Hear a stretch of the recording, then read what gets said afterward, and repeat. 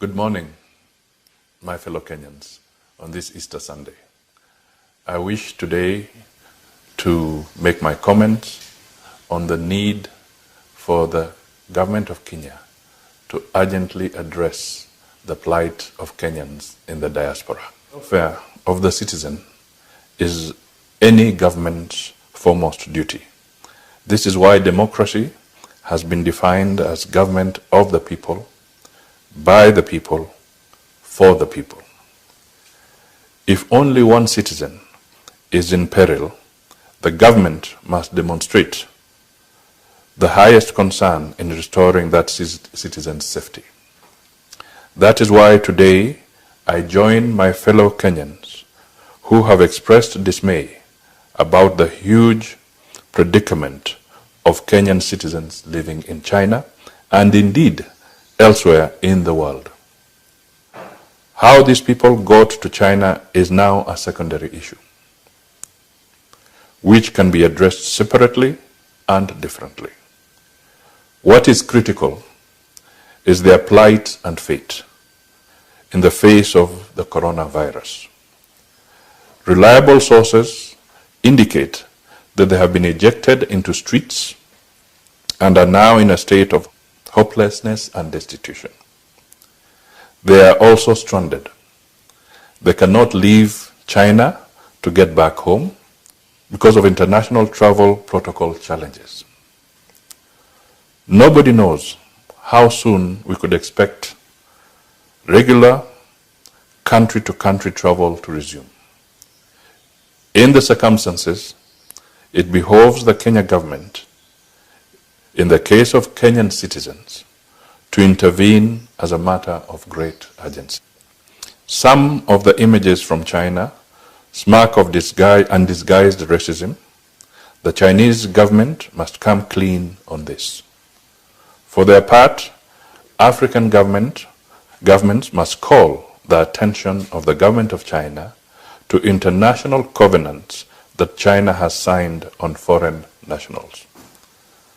That many such persons have been rendered homeless and destitute in China is the very height of inhumanity.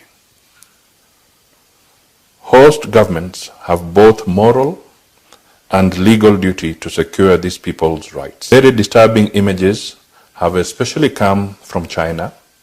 They show the dire distress that Kenyans and other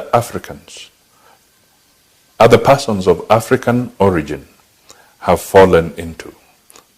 Despite denials to the contrary, it is evident that the government of the People's Republic of China and her citizens in China have embraced a discriminatory policy of attrition against peoples of African origin. Worse, in the Kenyan situation, is the loud silence from the embassy in Beijing. Families that are directly affected need some level of comfort from the government. They need to know about their relatives in China and elsewhere. And as a nation, we need to know how many of our fellow Kenyans are out of the country in these harsh times. What are their circumstances? How many of them, if any, have contracted the virus? What has happened to them in that case? While the government has done well to keep us informed on the COVID-19 situation in the country, it must also answer these questions and others. Our own government seems to be silent on this. We need to know what plans, if any, our government has to evacuate Kenyans, especially those in hardship circumstances in places like China.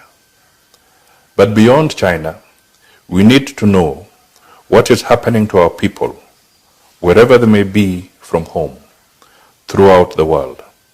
This is an imperative that the government must address with all the urgency it deserves. We have beheld sad and saddening spectacles of sections of the political class fishing in the troubled waters of the harsh times that we are all going through.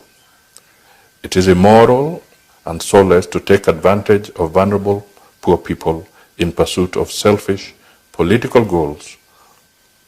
Of course, we cannot demonize charitable interventions in this difficult season. Yet it is clear that some of the interventions we have seen are completely insensitive to the plight of the poor and only seek personal glory.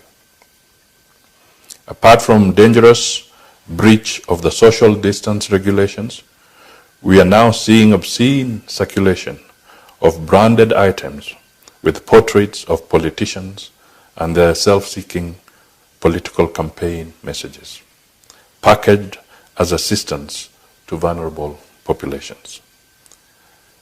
This is both beyond tragedy and insensitivity. We couldn't possibly be more unfeeling.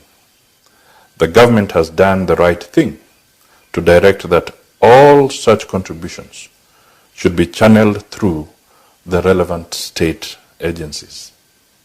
This is as it should be.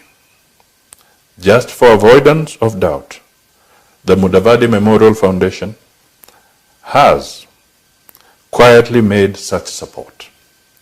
I urge other well-wishers to heed this call from the government so that we do not compound an already difficult situation.